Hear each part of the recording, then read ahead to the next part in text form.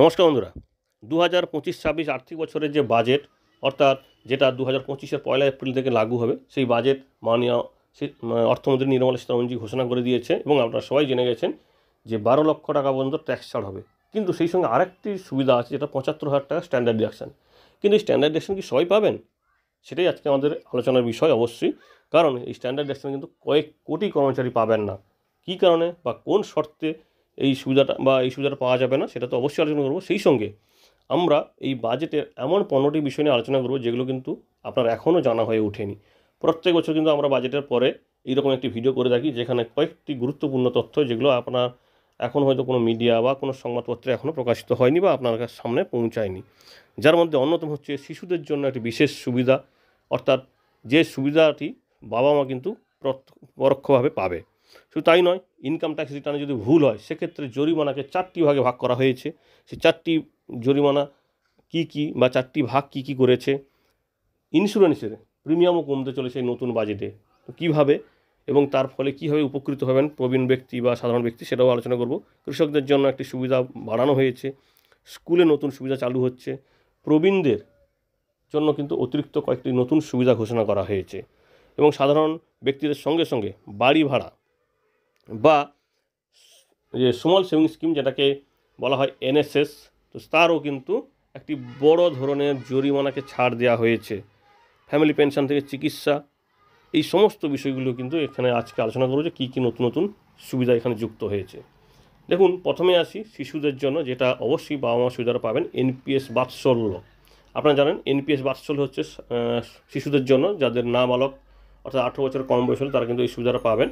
তো সেই শিশুদের জন্য যে এনপিএস বাৎসল্য ছিল, যেখানে কিন্তু ট্যাক্স ছাড় ছিল না, তো এবার নতুন বাজেট অনুযায়ী বা নতুন ঘোষণা অনুযায়ী এই এনপিএস বাৎসল্যতে সাধারণ এনপিএসের মতো যদি ইনভেস্ট করেন 50,000 টাকা পর্যন্ত 80 CCDতে আপনি উপধারা 1B-তে কিন্তু ট্যাক্স ছাড় পাবেন এবং সেটা পাবেন বাবা মা অর্থাৎ অভিভাবক, যিনি ওই সন্তানের হয়ে এইখানে ইনভেস্ট করছেন। 80 CCD 1B-তে এই এনপিএস বাৎসল্যের জন্য 50,000 টাকা অতিরিক্ত ট্যাক্স ছাড়ের জন্য দাবি করতে পারবেন। শুধু তাই নয়, এই যে স্কিমটি আপনারা জানেন চালু হয়েছিল 18/9/2024-এ, সেই স্কিমটিতে কিন্তু আরও কিছু নতুন সুবিধা নিয়ে আসা হবে বলে বলা হয়েছে এবং এই সবগুলি নতুন নিয়ম কিন্তু চালু হবে 2025-26 আর্থিক বছর, অর্থাৎ মূল্যায়ন বছর হলে 26-27। এবার আসি আপডেটেড ট্যাক্স রিটার্ন। আপনারা জানেন ইনকাম ট্যাক্সে কোনো ভুল হলে বা কেউ যদি কোনো কিছু ভুলে যায় যে আমি ইনকাম ট্যাক্স রিটার্নটা ফাইল করেছি, এই তথ্য দিয়েছি নাকি, বা অনেক সময় দেখা যায় যে কেউ হয়তো ইনকাম ট্যাক্স রিটার্ন ফাইল করেনি বা কোনো কারণে তার সূত্রটি হয়তো ঘোষণা হয়নি, এরকম বিভিন্ন ধরনের সমস্যার কারণে যে আপডেটেড ট্যাক্স রিটার্ন করা যায়, যেটাকে ইউ বলা হয়, ফর্ম ইউ। তো সেই ফর্ম ইউ বা আপডেটেড রিটার্ন ফাইল করার ক্ষেত্রে একটা বড় সুবিধা দিয়েছে। এই কারণ দেখা যাচ্ছে প্রায় 90 লক্ষ ট্যাক্স পেয়ার বা করদাতা স্বেচ্ছায় এই আপডেটেড ট্যাক্স রিটার্ন করে অতিরিক্ত কর সরকারের কাছে জমা করেছে।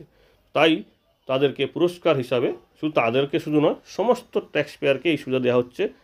এতদিন আপডেটেড ট্যাক্স বা আপনার ভুল সংশোধনের সুযোগ দেওয়া হচ্ছিল 24 মাস, এবার সেটাকে করা হলো 48 মাস, অর্থাৎ 4 বছর। তবে হ্যাঁ, তার জন্য জরিমানাও কিন্তু নতুনভাবে ধার্য হয়েছে, যেখানে অতিরিক্ত যে ট্যাক্সটা দিতে হয় বা জরিমানা দিতে হবে সেটা দেখুন, মূল্যায়ন বছর অর্থাৎ যে বছরটি আপনার শেষ হচ্ছে সেই বছরের শেষ থেকে 12 মাস পর্যন্ত যদি আপনি লেট করেন, সেক্ষেত্রে আপনার পদেয় ট্যাক্সের উপর 25% অতিরিক্ত ট্যাক্স দিতে হবে। অর্থাৎ 12 মাস আপনি যদি লেট করেন সেক্ষেত্রে আপনাকে এই 25% ট্যাক্স অতিরিক্ত দিতে হবে।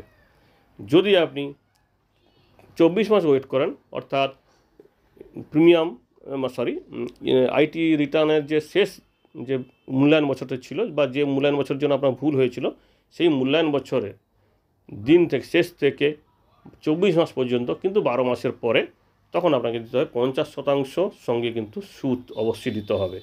শুধু তাই নয়, 24 মাস থেকে যদি 36 মাস লেট করেন সেক্ষেত্রে যে ট্যাক্স আছে তার উপর সুদ তো লাগছে এবং তার উপর 60% আপনাকে অতিরিক্ত ট্যাক্স দিতে হবে।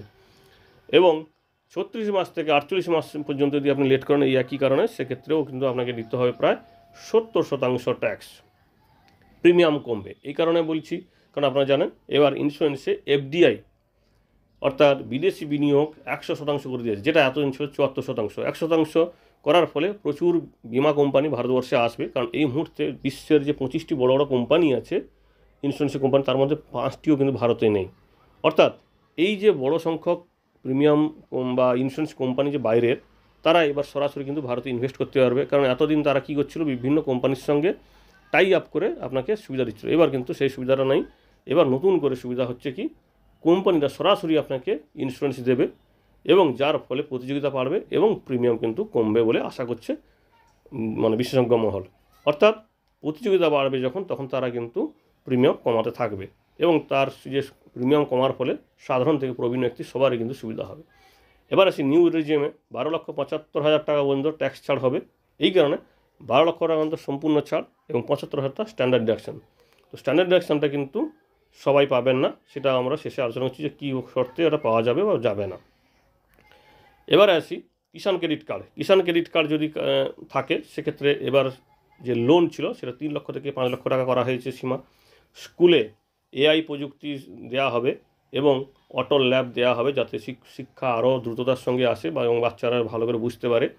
সিনিয়র সিটিজেনদের জন্য যে টিডিএস কাটার যে লিমিট, অর্থাৎ ইন্টারেস্ট থেকে যে টিডিএস কাটার লিমিট, সেটা এতদিন 50,000 টাকা ছিল, তো 50,000 টাকার বেশি হলে টিডিএস কাটা হতো। এবার সেটাকে দ্বিগুণ করে দেওয়া হয়েছে, 1 লক্ষ টাকা করে দেওয়া হয়েছে। অর্থাৎ 1 লক্ষ টাকা হলে তবে টিডিএস কাটা হবে। অর্থাৎ আপনার বিভিন্ন ধরনের সুদ থেকে যদি 1 লক্ষ টাকার বেশি হয়, তখন আপনাকে টিডিএস দিতে হবে, ট্যাক্স ডিডাকশন সোর্স।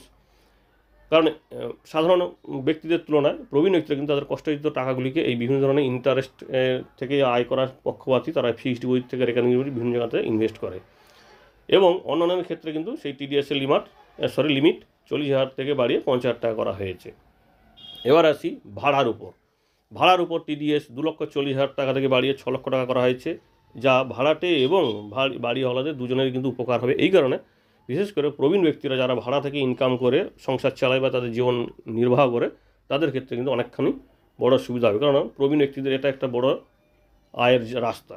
এবার আসি NSS national saving certificate scheme, যেটা এখন আর এই মুহূর্তে এই যে অপশানগুলো যেটা বলা হচ্ছে NSS 87 এবং NSS 92, এগুলো কিন্তু এই মুহূর্তে আর সরকারের পক্ষ থেকে অফার করা হয় না, বন্ধ করে দেওয়া হয়েছে।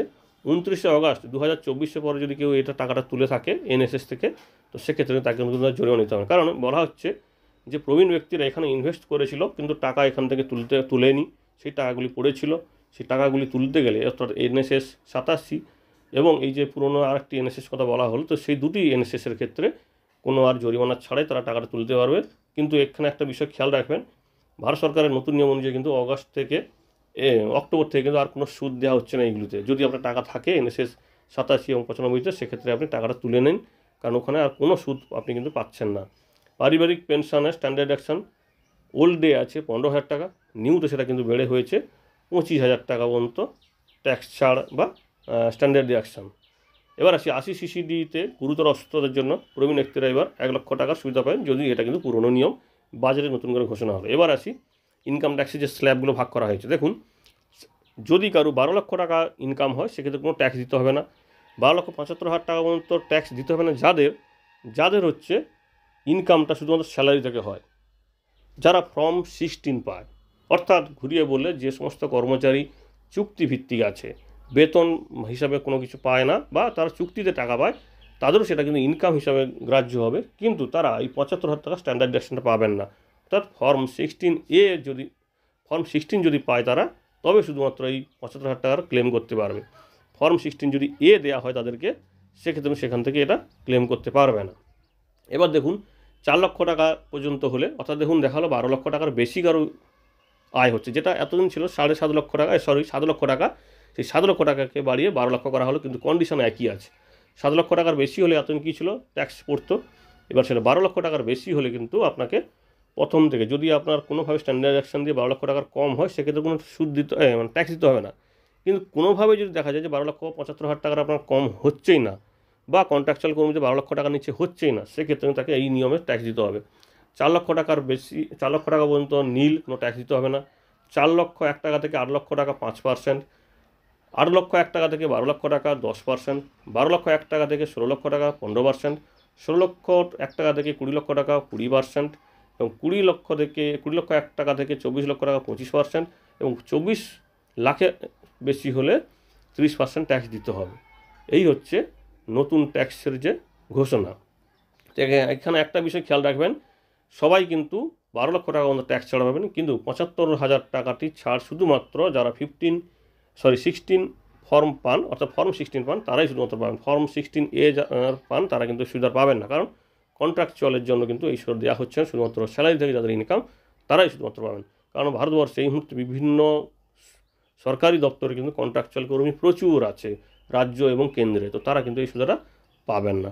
আশা করি তথ্যটি আমাদের ভালো লাগবে। এই তথ্যগুলি যদি ভালো লাগে এবং তথ্যটি কেমন লাগলো অবশ্যই কমেন্ট করে জানাবেন, বা কোনো বিষয়ের তথ্য ভুল থাকে অবশ্যই কমেন্ট করে জানাবেন। ধন্যবাদ।